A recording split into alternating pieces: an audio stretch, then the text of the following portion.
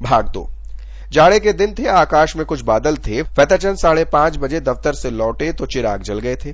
दफ्तर से आकर वो किसी से कुछ बोलते, चुपके से चारपाई पर लेट जाते और 15-20 मिनट तक बिना हिले डुले पड़े रहते, तब जाकर कहीं मुंह से आवाज निकलती थी। आज भी प्रतिदिन की तरह वे चुपचाप पड़े थे। 1 मिनट बाहर से किसी ने पुकारा।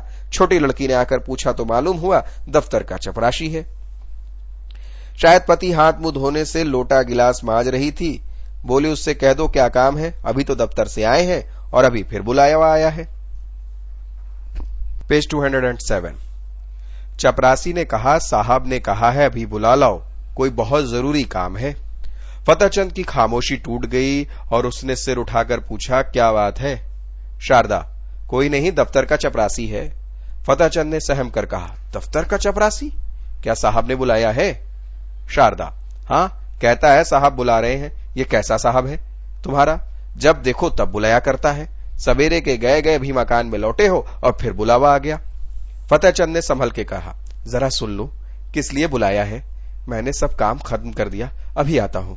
शारदा, अरे जरा जलपान तो करते जाओ। चपरासी से बातें करने लगोगे तो मैं तुम्हें अंदर आने की याद भी न रहेगी। ये कहकर उसने एक प्याली चाय में थोड़ी सी दालमोट और सेव लाई। फतेहचंद उठकर खड़े हो गए, किंतु खाने की चीजें देखकर चारपाई पे बैठ गए और प्याली की ओर चाव से देखते हुए और डरते हुए बोले, लड़कियों को दे दिया है ना? शारदा ने आंखें चढ़ाकर कहा, हां हां दे दिया, तुम भी खाओ। इतने में छोटी लड़की आकर सामने खड़ी हो गई। शारदा ने उसे क्रोध से देखकर कहा, तू यहां सिर पर क्या पसर गई है? जा बाहर खेल। फतेहचंद, रहने दो, डांटती क्यों हो? यहां आओ चुन्नी, ये लो दाल मोट ले जाओ। चुन्नी मां की ओर देखकर डरती हुई बाहर भाग गई। फतेहचंद ने कहा, क्यों इस बेचारी को भगा दिया? 2-4 दाने दे देती तो खुश हो जाती। शारदा, इनमें ही कितना सबको बांटते फिरोगे? इसे देते तो बाकी 2 दाने भी ना आते मुंह में। किस किस को देते? इतने में चपरासी ने फिर पुकारा, बाबूजी हमें बड़ी देर हो गई। शारदा, कह तो दिए इस वक्त ना आएंगे। फतेहचंद, अरे ऐसा कैसे कह दो भाई, रोजी का मामला है। शारदा, तो क्या प्राण दे के काम करोगे? सूरत नहीं देखती अपनी, मालूम होता है 6 महीने के बीमार हो। फतेहचंद ने जल्दी जल्दी दालमोट की 2-3 फाकियां खाई, 1 गिलास पानी पिया और बाहर की तरह दौड़े। शारदा पान बनाती ही रह गई। चपरासी ने कहा, बाबूजी आपने बड़ी देर कर दी, अब जरा लबक के चलिए, नहीं तो डांट पड़ेगी।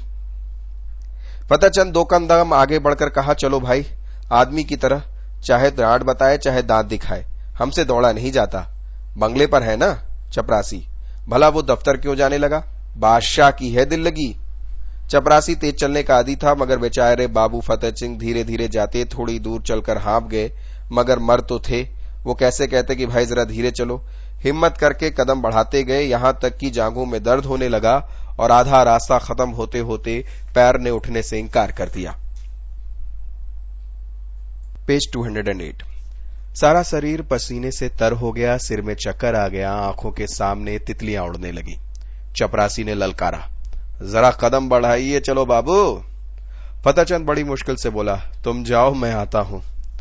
वे सड़क किनारे पटरी पर बैठ गए और सिर को दोनों हाथों से थामकर दम मारने लगे।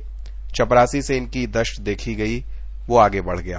फतेहचंद डरे कि यह शैतान जाकर कहीं साहब को यह न कह दे तो गजब हो जाएगा। जमीन पर हाथ टेक कर उठे और फिर चले, मगर कमजोरी से शरीर हाँफ रहा था। उस समय कोई बच्चा भी उन्हें जमीन पर गिरा सकता था। बेचारे किसी तरह गिरते पड़ते साहब के बंगले पर पहुंचे। साहब बंगले पर टहल रहे थे, बार बार फाटक की तरफ देखते और किसी के आते न देखकर मन में झल्लाते। चपरासी को देखते ही आंखें निकाल कर बोले, इतनी देर कहां था? चपरासी ने बरामदे की सीढ़ी पर खड़े खड़े कहा, हुजूर, जब वो आए तब मैं दौड़ा चला आ रहा हूं। साहब ने पैर पटक कर कहा, बाबू क्या बोला? चपरासी, आ रहे हैं हुजूर, घंटा भर तो घर से निकले हैं। इतने में फतेहचंद अहाते के तार से अंदर निकले, वहां पहुंचकर साहब को सिर झुकाकर सलाम किया। साहब ने कड़क कर कहा, अब तक कहां था? फतेहचंद ने साहब का तमतमाता चेहरा देखा तो उसका खून सूख गया। बोले, हुजूर, अभी अभी दफ्तर से आया हूं, ज्यों ही चपरासी ने आवाज दी हाजिर हो गया हूं। साहब, झूठ बोलता है, झूठ बोलता है, हम घंटे भर से खड़ा है। फतेहचंद, हुजूर, मैं झूठ नहीं बोलता, आने में जितनी देर हो गई मगर घर चले, मुझे बिल्कुल देर न हुई। साहब ने हाथ की घड़ी घुमाकर कहा, चुर रहा है सुअर, हम घंटा भर से खड़ा है, अपना कान पकड़ो। फतेहचंद ने खून का घूंट पी के कहा, हुजूर मुझे 10 साल काम करते हो गए, कभी। साहब, चुप सुअर, हम कहता है कान पकड़ो। फतेहचंद, जब कोई कसूर किया हो तब न पकड़े। साहब, चपरासी, इस सुअर का कान पकड़ो। चपरासी ने दबी जबान में कहा, हुजूर ये भी मेरे अफसर हैं, मैं इनका कान कैसे पकड़ूं। साहब, हम कहता है इसका कान पकड़ो, नहीं तो हम तुमको भी हंटर से मारेगा। चपरासी, हुजूर मैं यहां नौकरी करने आया हूं, मार खाने नहीं, मैं भी इज्जतदार आदमी हूं। हुजूर अपनी नौकरी ले लो, आप जो हुक्म दे वो नहीं बजाने के हाजिर हूं, लेकिन किसी की इज्जत नहीं बिगाड़ सकता। नौकरी तो 4 दिन की है, 4 दिन के लिए क्यों जमाने भर से हम बिगाड़ करें। पेज 209। साहब अब क्रोध को बर्दाश्त न कर सके, हंटर लेकर दौड़े। चपरासी ने देखा यहां खड़े रहने में खैरियत नहीं, वो तो भाग खड़ा हुआ। फतेहचंद अभी तक चुपचाप खड़े थे। साहब चपरासी को न पाकर उसके पास आए और दोनों हाथों से कान पकड़कर हिलाकर बोले, तुम सुअर गुस्ताखी करता है, जाकर ऑफिस में फाइल लाओ। फतेहचंद ने कान हिलाते हुए कहा, कौन सा फाइल, तुम बहरा है, सुनता नहीं, हम कहता है फाइल लाओ। फतेहचंद ने किसी तरह दिलेर होकर कहा, आप कौन सा फाइल मांगते हैं। साहब, वही फाइल हम मांगता है, वो फाइल लाओ, अभी लाओ। बेचारे फतेहचंद को अब कुछ पूछने की हिम्मत न हुई। साहब बहादुर एक तो यूं ही तेज मिजाज हैं, इस पर हुकूमत का घमंड और सबसे बढ़कर शराब का नशा। हंटर लेकर पिड़ पड़ते तो बेचारे क्या करता। चुपके से दफ्तर की ओर चल पड़े। साहब ने कहा, छोड़कर जाओ, दौड़ो। फतेहचंद ने कहा, हुजूर मुझसे दौड़ा नहीं जाता।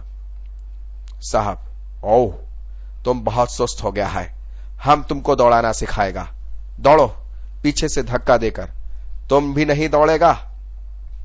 ये कहकर साहब हंटर चलाने लगे। फतेहचंद दफ्तर बाबू होने पर भी मनुष्य ही थे, यदि वह बलवान होते तो उस बदमाश का खून पी लेते, अगर उनके पास कोई हथियार होता तो उस पर जरूर चला देते। उस हालत में तो मार खाना ही उनकी तकदीर में लिखा था। वे बेतहाशा भागे, फाटक से बाहर निकलकर सड़क पर आ गए।